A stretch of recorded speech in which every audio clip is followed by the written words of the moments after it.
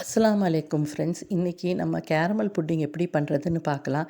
இது நான் ஸ்கூல் படிக்கிற காலத்தில் எங்கள் அம்மாக்கிட்டேருந்து கற்றுக்கிட்ட ஒரு டிஷ்ஷு. இதுக்கு சிம்பிளான இன்க்ரீடியன்ட் தான். 3 முட்டை, அதுன்றது 1 கப்பு முட்டை. 1 கப்பு முட்டையில் அந்த நீச்சு வாசனை இல்லாமல் இருக்க ஒரு 1/4 டீஸ்பூன் அளவுக்கு வெண்ணிலா எசன்ஸு அதை போட்டுக்குங்க. போட்டுட்டு ஒரு 3/4 கப் அளவுக்கு சர்க்கரை. எ ஒ எனக்கு இனிப்பு இந்த அளவு பிடிக்கும்.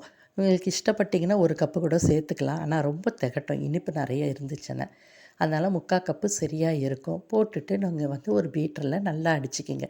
இது இந்த பீட்டரில் தான் அடிக்கணுன்றது இல்ல.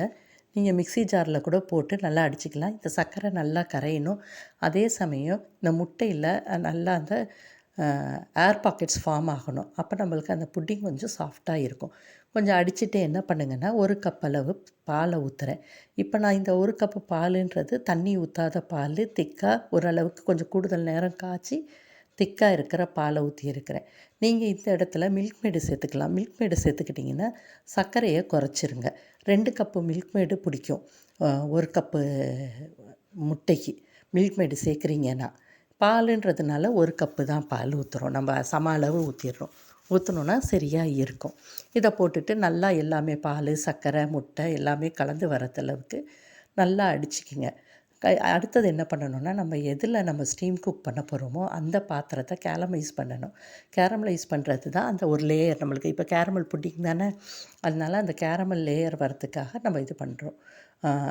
சர்க்கரையை என்ன பண்ணணும்னா அந்த பாத்திரத்தில் தூவி விட்டுருங்க. எல்லா பக்கமும் தூவிடுங்க. தூவிட்டு நெருப்பில் காட்டுங்க. அது வந்து சர்க்கரையை வந்து தீய விட்டுறாதீங்க. தீயிற மாதிரி இருக்குதுன்னா நீங்கள் 1 ஸ்பூன் பால் தண்ணியை ஊற்றிக்கலாம். அது எதுக்குன்னா நம்மளுக்கு அந்த சர்க்கரை வந்து ரொம்ப கரிஞ்சிராமல் இருக்க. ஆனால் உண்மையிலேயே நம்மளுக்கு கேரமலுன்றது கரிஞ்ச சர்க்கரை தான். அந்த சர்க்கரை நல்லா சூடு ஏறவும் என்ன ஆகும்னா முதல்ல கரியும், இது தண்ணி மாதிரி ஆகும். திருப்பியும் பொன்னிறமாக மாறும். இது பொன்னிறமாக மாறும்போது என்ன பண்ணுங்கன்னா அந்த பாத்திரத்தை உருட்டி உருட்டி அந்த கேரமல் எல்லா பக்கமும் ஒட்டுற மாதிரி நீங்கள் பார்த்துக்குங்க. இது வந்து கரிய விட்டுறாதீங்க. கரிய விட்டுட்டிங்கன்னா கசந்துரும். அதனால இது பொன்னிறமாக இருக்கும்போது எடுத்துக்கு வச்சுருங்க. இது இன்னொரு விஷயம் என்னதுன்னா, இது ஆறின பிறகு நீங்கள் இதை பரப்ப முடியாது. அது சூடாக இருக்கும்போதே அதை எல்லா பக்கமும் பரவினா தான் சரி. இதுக்கு சரியான அளவு என்னன்னா, நீங்கள் எந்த பாத்திரம் எடுக்கிறீங்களோ அந்த பாத்திரம் முழுக்க சர்க்கரையை மலை சாரல் போல் தூவி விட்டுட்டு நெருப்பில் காட்டினீங்கன்னா சரியாக இருக்கும். அதை ஆற வைக்கிற நேரத்துக்கு நீங்கள் வந்து இட்லி சட்டியில் கொஞ்சம் தண்ணியை காய வச்சுடுங்க. இட்லி தட்டையவும் திருப்பி போட்டுருங்க. அந்த பாத்திரத்தை மேலே வச்சு நம்ம ஸ்டீம் குக் பண்ணுறதுக்கு. அது ஒரு 2, 3 நிமிஷத்துலேயே அந்த சர்க்கரை என்ன ஆகும்னா கேரமல் வந்து கட்டியாயிரும். கட்டி ஆன பிறகு தான் நீங்கள் இந்த பாலை ஊற்றணும். அது தண்ணியாக இருக்கும்போதே ஊற்றிடாதீங்க. அப்போ உங்களோட புட்டிங் வந்து கலர் 2 கலராக இருக்காது. சாக்லேட் ப்ரௌன் கலரில் வந்துடும். அதனால் அது ஆறின பிறகு இந்த முட்டை மிக்சர் நம்ம கலந்து வச்சுருக்குறோம் இல்லைங்களா, அது எடுத்து வச்சுருங்க. இன்னும் ஒரே ஒரு விஷயம், நீங்கள் எந்த பாத்திரம் எடுக்கிறீங்களோ அந்த பாத்திரத்துக்கு அளவான ஒரு மூடியும் இருக்கணும். ஏன்னா இது இட்லி மாதிரி அது வேகும்போது அந்த தண்ணி அந்த புட்டிங்குள்ளே விழக்கூடாது. அதனால் அந்த தண்ணி எல்லாம் அந்த பிளேட்லேயே கலெக்ட் ஆகிடணும்.